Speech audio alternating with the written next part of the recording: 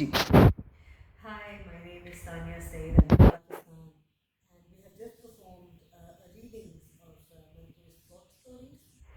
We call the whole performance Absolute Manto.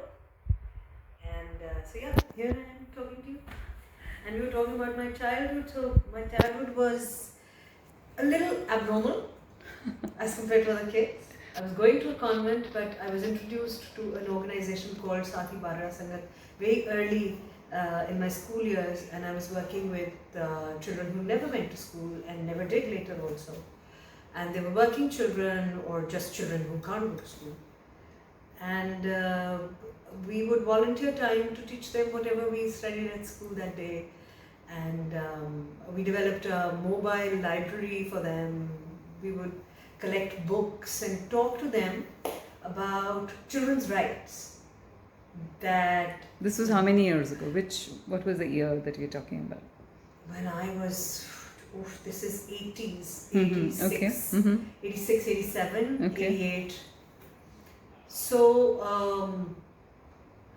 so yeah, I think I was, I didn't have a normal childhood, I say, because I was already seeing a lot of things that children that age, coming from a certain background, never see. Yeah. And because I come from a political background and with a lot of political activity happening in the background constantly, a lot of theatre, political theatre, dangerously political theatre in Zia's Pakistan happening in the background, I was confused. A lot of things that I saw, they were my friends, and they would never, they can't go to school is something one didn't get at that time. Yeah. And so one had to process it that, okay, there are some people who get opportunities and there are some people who don't get opportunities. And I never got that because some of them were smarter than me, actually, and braver than me. And they were carpenter apprentices and they were mechanic apprentices, things I could, Yeah. I couldn't learn, didn't understand, and they would. I still remember a friend of mine who was an apprentice at a carpenter's, and the force with which he would hit a hammer. I still remember it very clearly. A kid that age with that force in his hand and doing it Relentlessly. like an adult, as if that's his duty. And as a child, you don't understand that. You say, but he's supposed to play. And that's what I was told. That all kids have the right to education, to health, and the right to play. And Yeah. my friends didn't have the right to play. So I had a lot of. I grew up really. My household was very secure, luckily, and I was just fortunate. And again, there was so much opportunity. Also, the fact that you mentioned that you come from a very evolved space, Yes. and then coming to real life for you was a big Yes. jolt. Big jolt. Even relationships, like I didn't understand. For the first time, I heard that somebody's father, a friend's father, yelled at the mother. And so I said, "Arey, to tumhari ammi ne kya kaha?" And he said, "Nothing. Ammi kaise abbu ko kuch keh sakti hain?" And I was like, "What? क्यों नहीं कह सकती हैं?" And he said, "कि नहीं कह सकती हैं." And I got, okay, that's weird. क्योंकि मैं तो नहीं और कोई किसी पे चीख सकता है कोई तो मगर उसके साथ ही साथ बैकग्राउंड में एक इतना खौफनाक पॉलिटिकल सिनारियो चल रहा था। ये पीक मार्शल लॉ डेज हैं और कराची बहुत पॉलिटिकल टर्मोइल में था, बहुत वायलेंस थी और ऐसी वायलेंस थी कि जो शायद फिल्मों में भी आप नहीं दिखा ही नहीं सकते। ऐसी वायलेंस हम लोगों ने विटनेस की है। यही साथी भारत संगत के साथ ही हम विजिट करते थे वो एरियाज़ को जहाँ वायलेंस था, बच्चों से बातचीत करते। हम खुद भी बच्चे थे, we didn't know how to deal with that trauma ourselves also.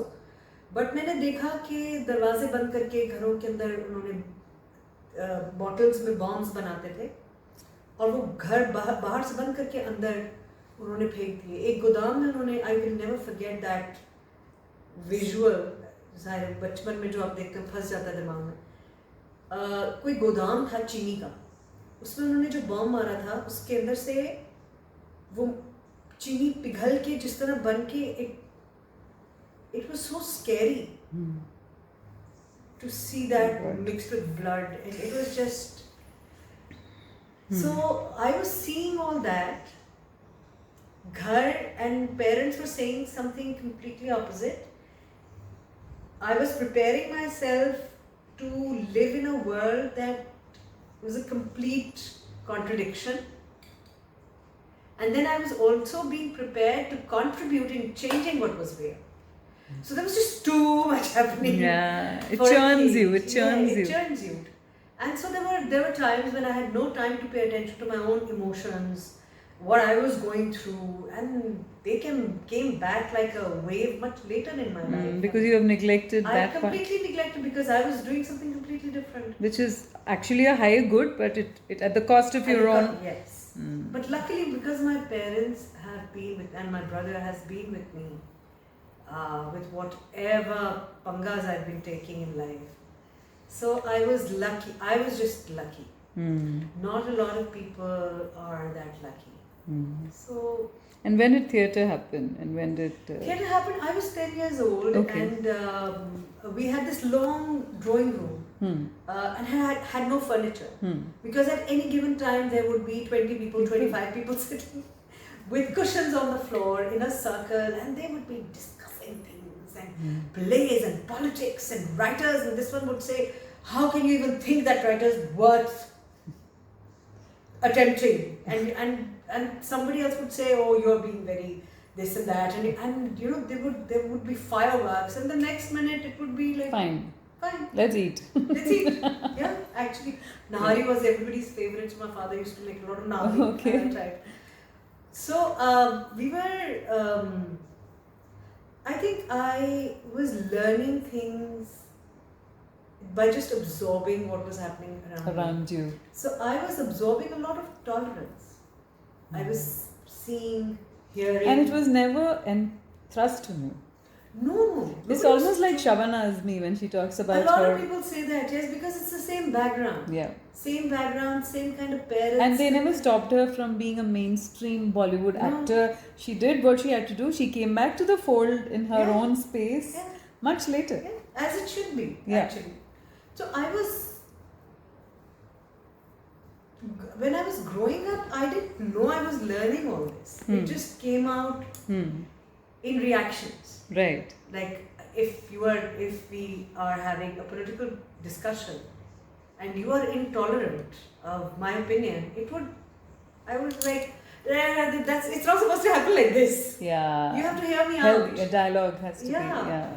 So I was. And that happens not just with politics then. It happens with all aspects of your life. Everything. And it spills over everything also. Intolerance and tolerance. Yes. It spills over everything.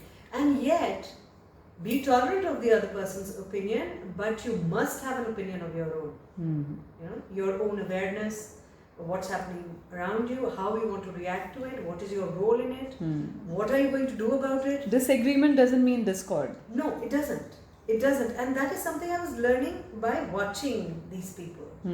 So, you know, it was a very interesting childhood, and yet it was difficult. I would say to an onlooker, it looked an easy childhood. She does whatever she wants. She goes to the best school. She, look at her parents. But inside, there was a lot of turmoil. And a lot of turmoil. And a lot of things that I've never come to terms with, like violence. I have zero tolerance. And violence in terms of speech, thought, attitude. Actual. And I was reading books like it was literature for children. But I have read most of my literature in Urdu because my father was a translator and a theatre director, and he translated a lot of plays and books in Urdu, including Galileo's plays, Life of Galileo, Okay. and Exception and the Rule, Anokhi Baat Bhi Mumkin Hai, he called it. And he's translated Cosmos, Carl Sagan's documentary, wow. as well as the book. So, I was spending a lot of time with my father. He used to translate it and I used to write it in my handwriting because it was very proper, like a, because I was in school and writing with a fountain ink pen. So it was very neat and clean, and so whoever wanted, whoever was doing the commentary would read it easily. So did this childhood affect your choice of roles later in your life? Oh, absolutely. And it still does? Absolutely. Always. And you have said no more than yes? Yes. A lot more than yes. I would have been a rich girl, Only if I had said yes. Okay. No regrets. Absolutely none. And in fact, it has fortified my belief that if you do what your heart says is right, you're in the right direction. And people recognize it, they read it, and they respond to it. And that's why I'm sitting here today. Yeah. Amazing. What is your next project? What are you working on? Okay. I am rehearsing for a play in English. Now, English, ignore this whole interview being in English, but English is a rather, I don't know, I would say alien, but it's not Comfort language. It's not the language I think in. or I dream in. I dream in Urdu. So, I'm rehearsing for a play in English, and it will be my first after school. So I'm a little scared, but it was. I think I'm now 51. So when I turned 50, I think something happens when you are 50. Some switch. When you turn 40, some switch turns on or off. And when you're 50, another switch turns on or off. So I think now I feel it's time to learn new things. Okay. So I'm learning to act in English. Lovely. Okay, I'll